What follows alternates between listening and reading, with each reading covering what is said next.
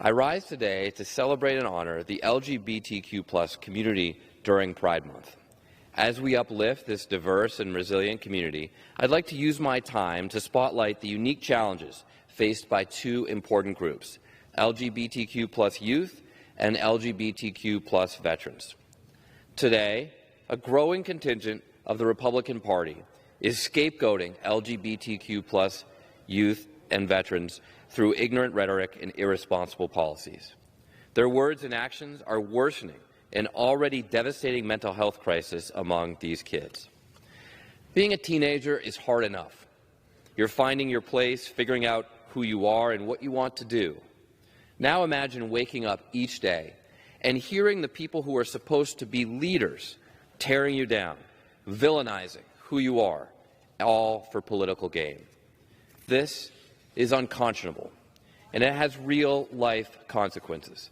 The Trevor Project estimates that more than 1.8 million LGBTQ+ young people attempt or seriously consider suicide every year in the United States. Another group whose challenges we don't talk about enough are LGBTQ+ veterans, who experience higher rates of depression and more frequent thoughts of suicide than others.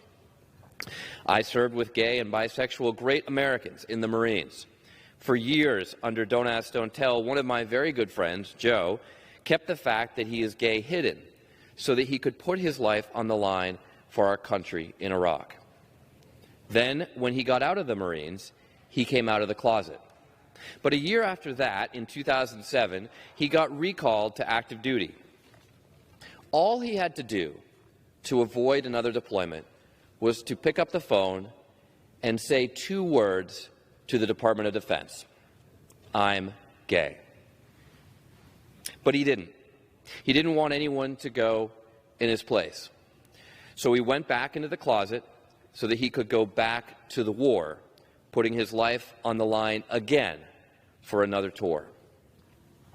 Joe, like so many others in his shoes, chose to serve our country.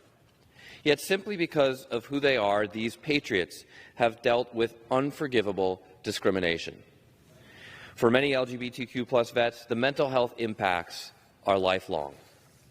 The scope of this mental health crisis is broad. We've come a long way, but we're facing a moment where that progress is at risk of moving backward instead of forward. On July 16th, we will take one big step forward when the 988 Mental Health Emergencies Hotline goes live. Just like dialing 911 during a medical emergency, every single American will now have access to another easy-to-remember number. This is just the first step.